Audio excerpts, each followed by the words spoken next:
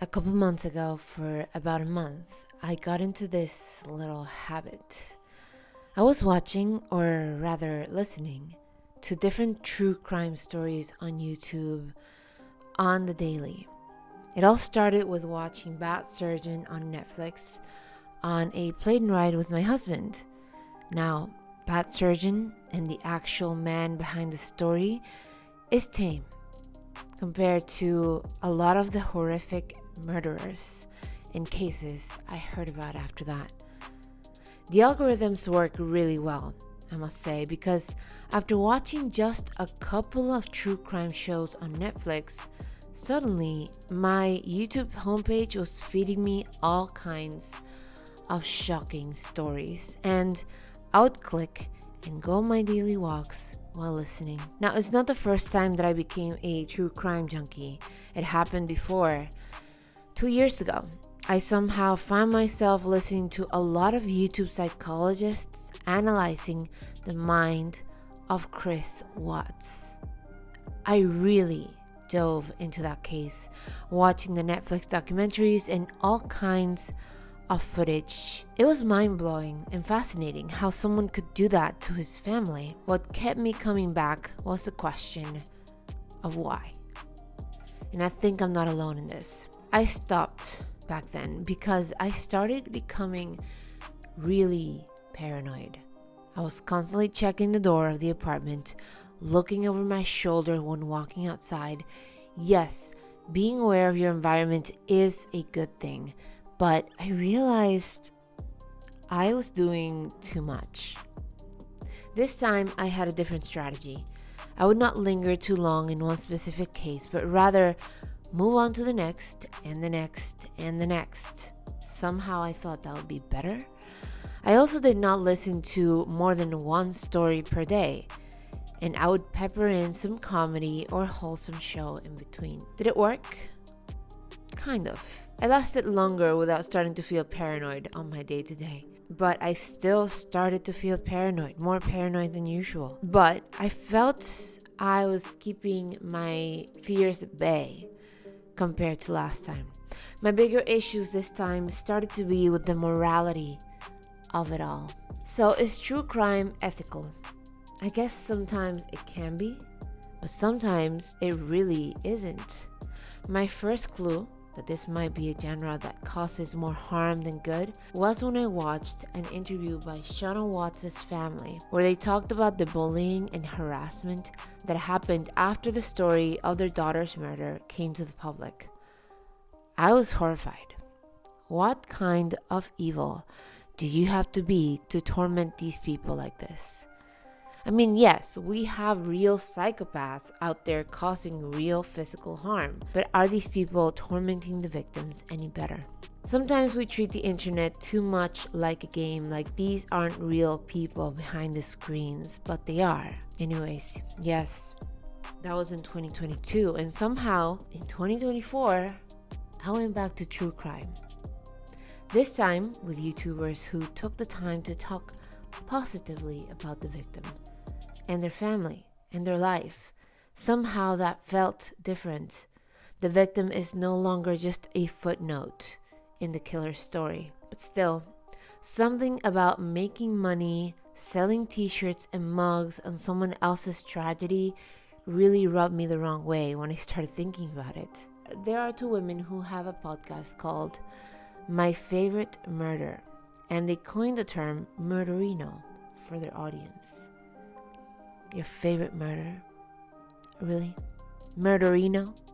I don't know about you, but the whole thing felt wrong to me. Then there are popular creators doing their makeup for these stories, wearing costumes, to stand out from the crowd of telling people's murder stories. Does that feel ethical to you? On a BuzzFeed article asking people why they avoid watching true crime, someone said, quote, "Other people's tragedies are not my idea of entertainment. Real people suffer and die. Real families grieve. That so many get enjoyment and entertainment from that is just disgusting." And I tend to agree. I was justifying it to myself, saying that it is not entertainment for me, but information. understanding the world around me. But we'll get to the why in a little bit. Another issue with a lot of true crime and the content creators is that there is little respect for how the victims' friends and families would react to these stories. Someone in a comment section said that they could no longer watch true crime because of a friend of theirs was murdered. And now the whole thing seems so real. Friends and family of the victims of Jeffrey Dahmer also said in so many words that the Netflix production made them go through the trauma and grief all over again. Granted, there are true crime documentaries that have the support of the victims' families and they want their story told. And I think that's fine, but that is not always the case. Need I remind you of what Shannon Watts' family went through? Then there's another issue of watching true crime. Is it good for you? Many people feel empowered knowing about true crimes, knowing how they happen and why they happen. But so many also admit that sometimes they need to take a break because they have become overly anxious, paranoid, distrustful of people, and that they are having nightmares. And I mean, are we surprised that the content you consume has an impact on your mental health? To me, it is shocking to hear that some people fall asleep to murder stories.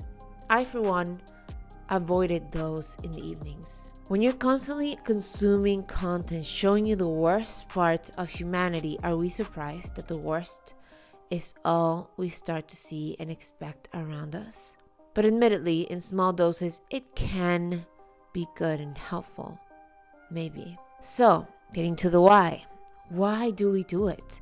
Why do we watch or listen to these brutal and horrifying stories? Well, my reasoning, as I mentioned, I felt it was information. And I also found it interesting. I want to dive into dark psychology to understand why people do what they do. To understand what on earth would drive someone to do such a horrific deed. To maybe find patterns that I could later use to protect myself and hopefully my family from suffering such a fate. I watch because in my head, it makes no sense, but I want to make sense of it. We watch movies not for the ordinary daily happenings or the unexceptional or unremarkable, but we watch for the opposite of that. The same is true for these true crime stories. There also have been studies done that show women like watching true crime more than men do. A 2010 study from the University of Illinois indicated that women seem to be particularly interested in the motive of the criminals. We also want solutions to tragedy. We want results. We want motive. And I agree with that idea. I, for one, would avoid watching or listening to a true crime story where we didn't know why someone did something and the crime had not been solved. The non-result made me uncomfortable. Another theory, or at least a belief of others who have studied this subject of true crime, is that we, both men and women, watch because we want to experience or re-experience traumatic or scary situations from a safe environment, which I don't know if I fully agree with. Maybe for some people, but I think what a lot of true crime reveals is that no one is completely immune. These things happen to seemingly normal people, which brings us back to the anxiety and paranoia some of us experience when watching true crime. So I have said it. I decided to stop watching true crime, at least in the way I was doing so. Stop consuming YouTube content creators and daily stories about yet another tragic story. I'm not necessarily opposed to learning about some crime stories here and there, or watching fictional criminal stories, but also everything in moderation. For my mental health, not to contribute to the unethical practices of some of these creators. What do you think? What do you think contributes to this phenomenon of people wanting to watch true crime and listen to true crime? Why do you think that this is such a big genre? Why do you think women in general watch it more than men? Now I'll leave those questions to you, and I'll see you next time.